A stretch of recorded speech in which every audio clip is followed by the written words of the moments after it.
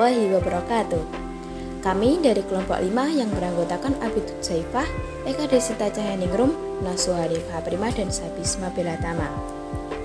Kami dari kelompok 5 akan mempraktekkan sel volta dengan menggunakan buah belimbing ulu.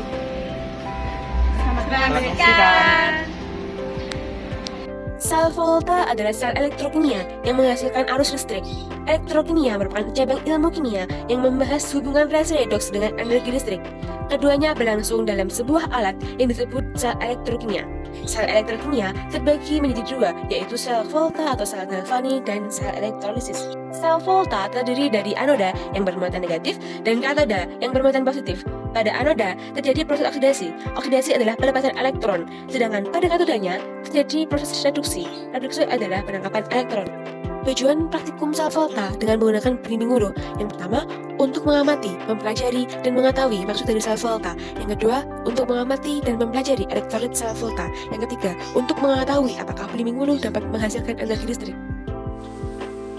Alat dan bahan yang kita butuhkan dalam praktek sel volta ini yaitu belimbing ulu, kawat tembaga, paku, uang logam, penjepit buaya beserta kabelnya, dan lampu LED. Langkah pertama yang kita lakukan yaitu memotong kawat tembaga dengan ukuran sama panjang.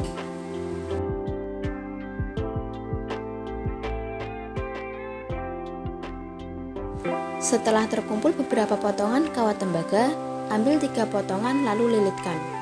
Buatlah lilitan kawat tembaga sesuai jumlah belimbing yang akan kita gunakan.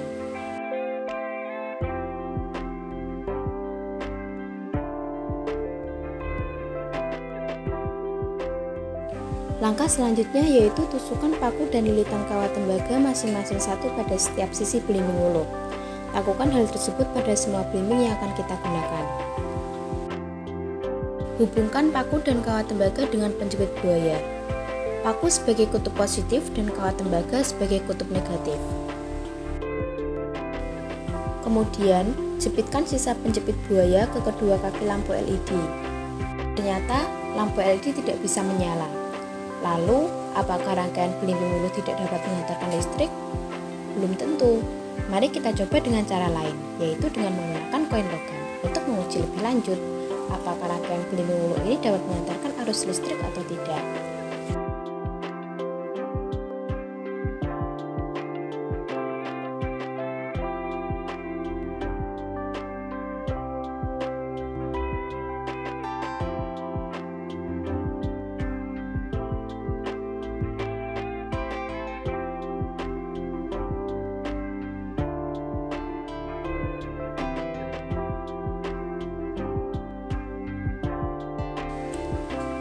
Ternyata setelah kita coba menggunakan uang koin logam, lampu bisa menyala. Pembahasan dari hasil praktek ini adalah dari percobaan tersebut diketahui bahwa belimbing ulu dapat menyalakan lampu setelah dihubungkan secara seri karena mengandung senyawa kimia seperti asam sitrat, asam amino, glikosida, kalsium, fosfor, dan lain-lain.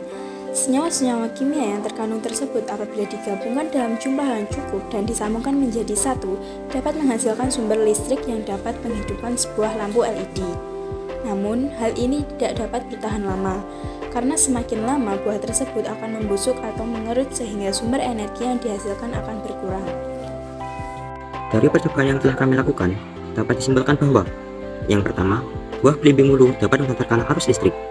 Hal itu dibuktikan dengan menyalanya lampu LED yang dihubungkan dengan rangkaian belimbing ulu.